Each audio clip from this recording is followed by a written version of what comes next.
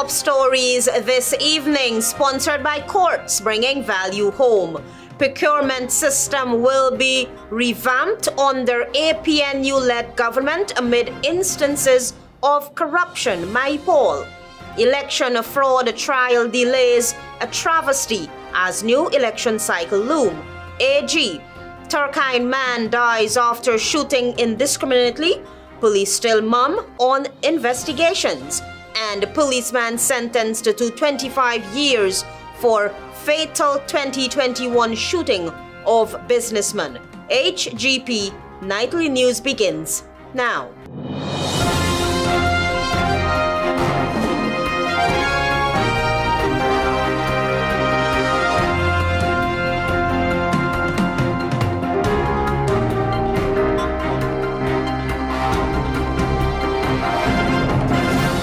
Good evening to our viewers here in Guyana and online. I'm ALETHEA Grant with the Thursday, 10th July 2025 edition of the HGP Nightly News. This is what you should know this evening.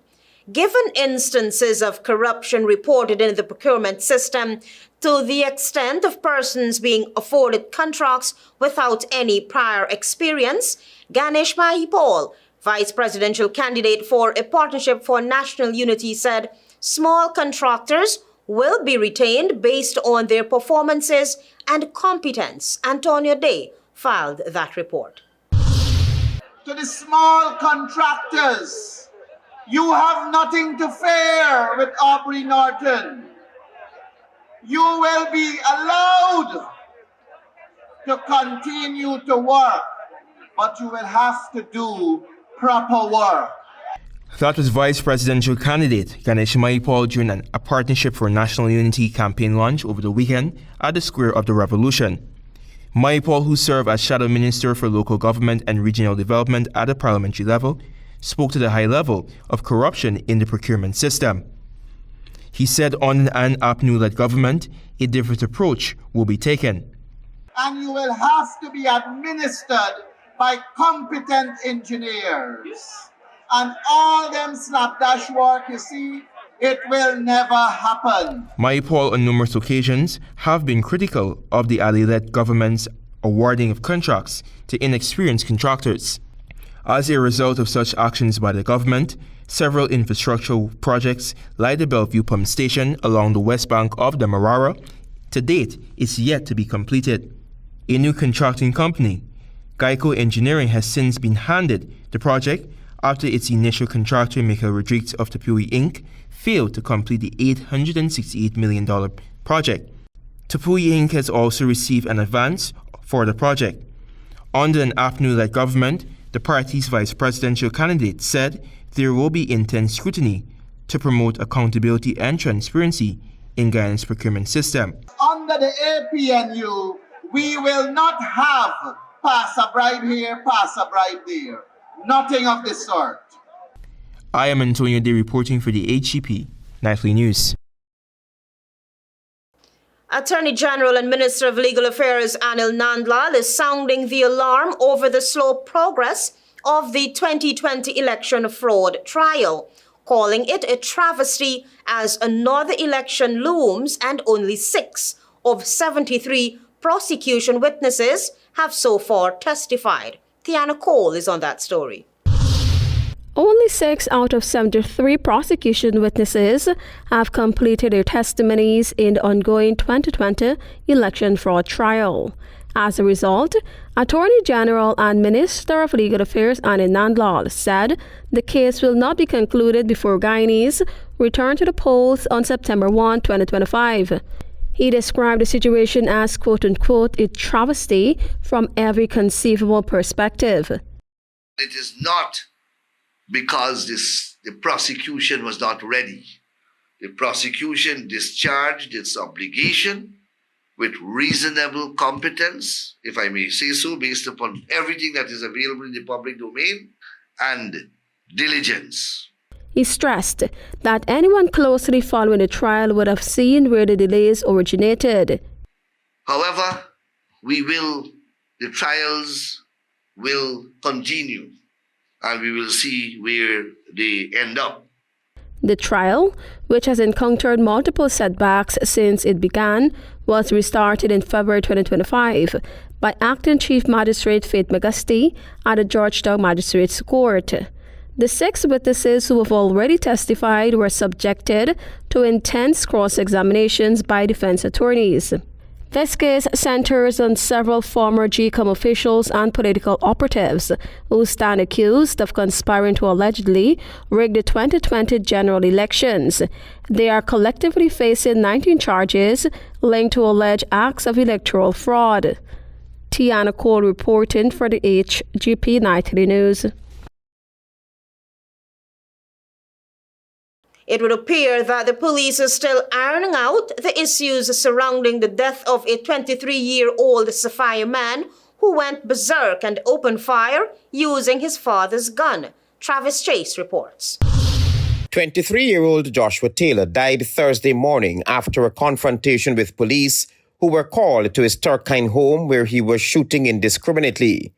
Police responded to a report that Taylor had armed himself with his father's licensed weapon and was firing shots. His aunt, Sabrina Taylor, spoke of the moment she was awakened by gunshots. After I hear, brother, get up. I come in now as a big girl, I sleep without clothes. I got some bars a day. I tell you, I put on the glasses and I put on my glasses and I zoom in and see this boy with his firearm in the hand. I tell you, and I see my son there running. I see people running on the road because coming on my window, they're right to the side of the shop. I could see on the road. Sources said Taylor, upon seeing the police, shot at the lawman. Police returned fire, but it still remains unclear at this time if Taylor was hit. Nightly News was told that when Taylor's bullets ran out, police subdued him, placed him into handcuffs, and escorted him to the Georgetown Public Hospital where he died. He jumped the gate, and another boy jumped the gate. And this is how they end up holding up on me. And hold you down, turn you over. You understand me? The police said take it from there. The young man's family said that several family members tried to intervene and have Joshua surrender, but that did not work out. He shoot at the police, yes.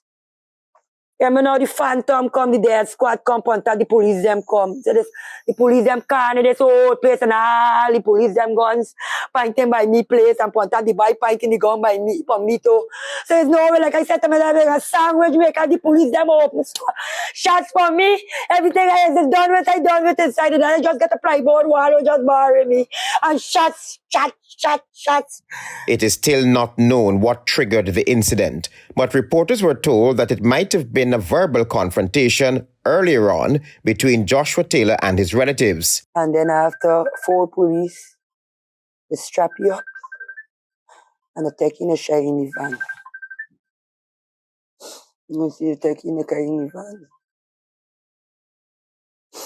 But 10 or 20 minutes after we get the phone call, the father called my big brother called me. And that's how we did. Up to the time of this report, the police have not officially commented on the incident, but only said that investigations are ongoing. Travis Chase, HGP Nightly News. More news on the other side of the break. Stay with us.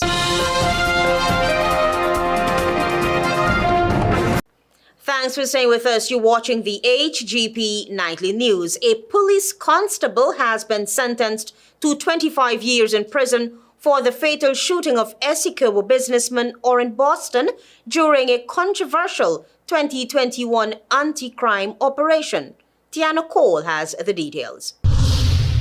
Following the fatal shooting of Dartmouth Essequibo businessman Orrin Boston in September 2021 by a police constable during an anti-crime operation conducted by the Special Weapons and Tactics SWAT unit at Boston's home, the policeman 36-year-old Sharon Peters was on Thursday sentenced to 25 years behind bars.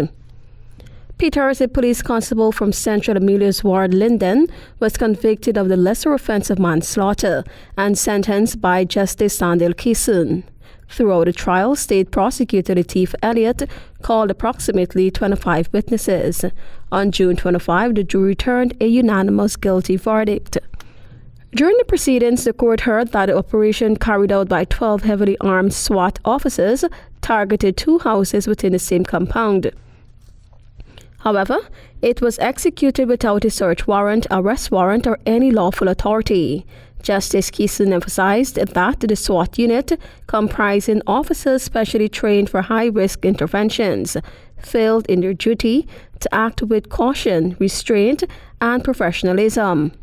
On September 15, 2021, Boston was shot and killed during what was described as an anti-crime operation by the SWAT squad. The businessman's death sparked widespread controversy, with family members disputing the police's version of events. While the Ghana police force claimed Boston was killed in a confrontation, his wife maintained he was unarmed and shot while lying in bed. He was rushed to the Saudi hospital where he was pronounced dead on arrival. In the wake of his death, residents of Dartmouth launched protests, burning tires and debris to block the main thoroughfare. Tiana Cole reporting for the HGP Nightly News. Antonio Day tells us that two vendors who ply their trade along the Annandale public road are in a helpless situation, as one businessman who has establishments along the community's public road is asking them to not vend in the vicinity of his enterprises or their stalls will be destroyed.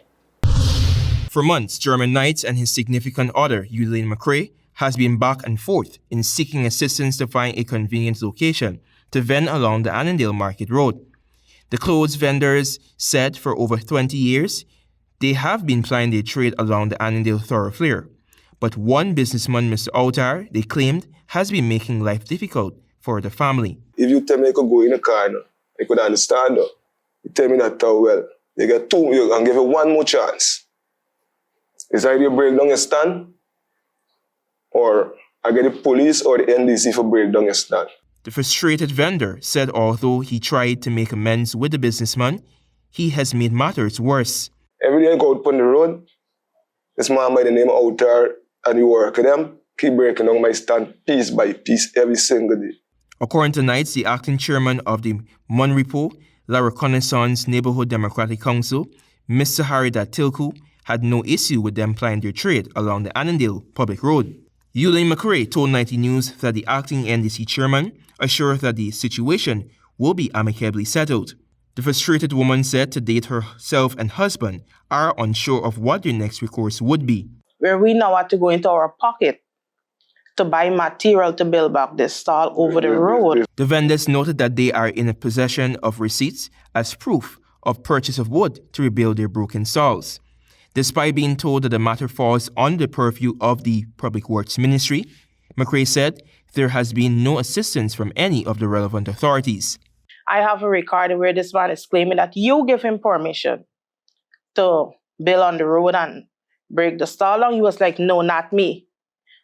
Word of mouth, there can't be no permission. Moreover, Mr. Harry Tilku, acting chairman of the MAHIPAUL, La Reconnaissance Neighborhood Democratic Council, when contacted by Nightly News, provided clarity on the subject. So I told him, the same guy who went over small thing, that we don't give permission on the reserve, that's public works matter. We can't give permission within the NDC because that is a public, that's Purro's road. So you go over the other side and you build a structure there. Tilku explained that the structure was immovable and was trying to explore other alternate locations in the area so that the livelihood of the vendors would not be impacted. Efforts to contact businessman Outar for comment proved futile as several telephone calls were unanswered. Antonio Day reporting for the HGP Nightly News. We have more news for you. Stay tuned. Thanks for staying with us as we continue. A homicide investigation is now underway 16 days after the body of 22-year-old Ezekiel Smith was found on the southern parapet on Princess Street Lodge with 2 gunshot wounds to the head and multiple injuries. A police patrol was initially called to the scene following a call regarding, quote, shots being fired and a car sped off, end of quote. Credible sources have told Nightly News that Smith was tortured, then shot to his head.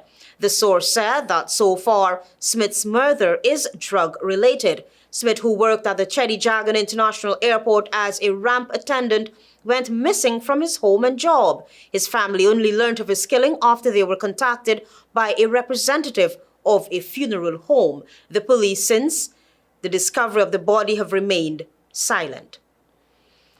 Efforts to deepen regional business ties are gaining momentum as the Suriname-Guyana Chamber of Commerce officially launched the third edition of the International Business Conference, Guyana 2025. Find out more from Tiana Cole.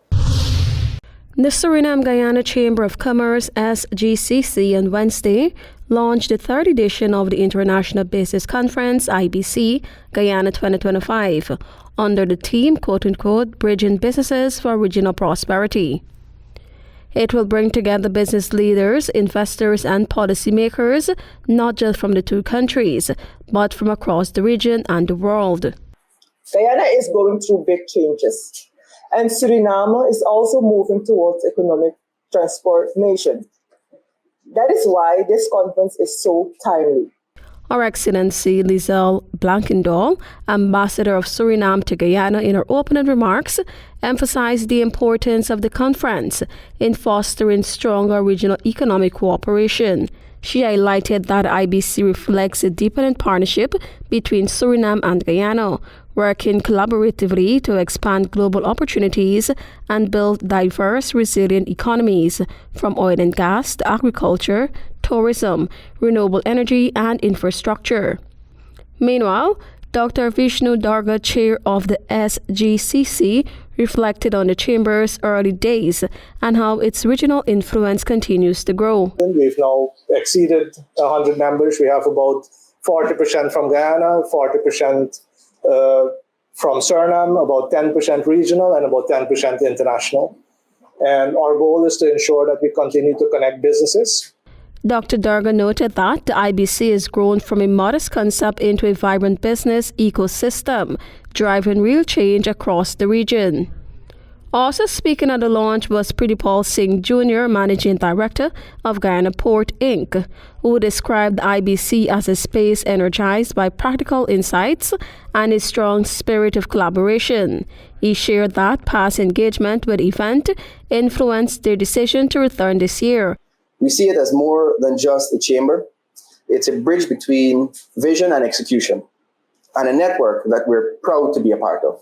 IBC Guyana 2025 will take place from October 14 to 16 at the Guyana Marriott Hotel in Georgetown. Tiana Cole reporting for the HGP Nightly News.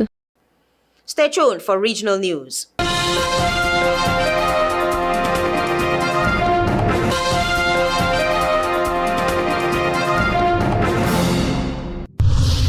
Good evening and welcome to Thursday's edition of the Regional News. U.S. President Donald Trump said the U.S. would impose the 50% tariff on all imports from Brazil after his spat this week with his Brazilian counterpart, who called him an unwanted emperor. Brazil's President Luiz Inácio Lula da Silva fired back yesterday, saying new tariffs would be met with reciprocal measures. In a letter, Trump linked the tariffs to Brazil's treatment of former President Jair Bolsonaro, who is on trial over charges of plotting a coup to stop Lula from taking office in 2023. The levies were imposed due, quote-unquote, in part to Brazil's insidious attacks on free elections and the fundamental free speech rights of Americans, the letter said. Lula, his vice president, his finance minister, and others held an emergency meeting in Brasilia last night to discuss the new levies. In a lengthy post on social media after the meeting, Lula said Trump's accusations that trade between the two countries was unfair to the U.S. were false, stressing the U.S. runs a trade surplus against Brazil.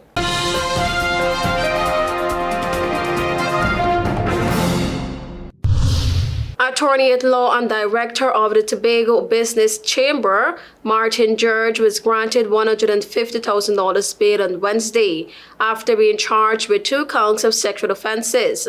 George is alleged to have sexually assaulted a female attorney at his Dundonald Street office on March 22, 2025. He is charged with indecent assault and grievous sexual assault. The alleged victim reported the matter 2 days later at the Chaguanas police station.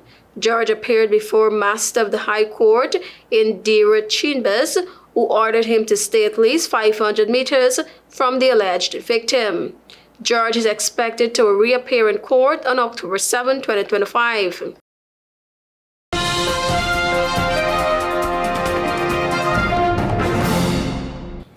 A magnitude 3.6 earthquake was felt in several parts of Jamaica Wednesday afternoon. The earthquake unit at the University of the West Indies, Mona, has confirmed that the epicenter of the 4:15 p.m. quake was located southwest of Buff Bay, Portland, with a focal depth of 16 kilometers. Reports from residents in the eastern section of the island who said that they felt the earthquake. The unit, however, has so far confirmed reports from St. Andrew, St. Mary, and St. Catherine. Thank you for watching. I am Tiana Cole.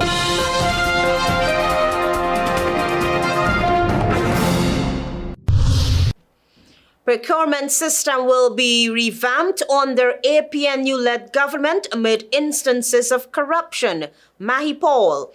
Election of fraud trial delays a travesty as new election cycle loom. AG. Turkeyene man dies after shooting indiscriminately. Police still mum on investigations. And policeman sentenced to 25 years for fatal 2021 shooting of businessman. Those are our major headlines. For these stories and more, please go to our website. It's www.hgptv.com. I'm Melissa Grant.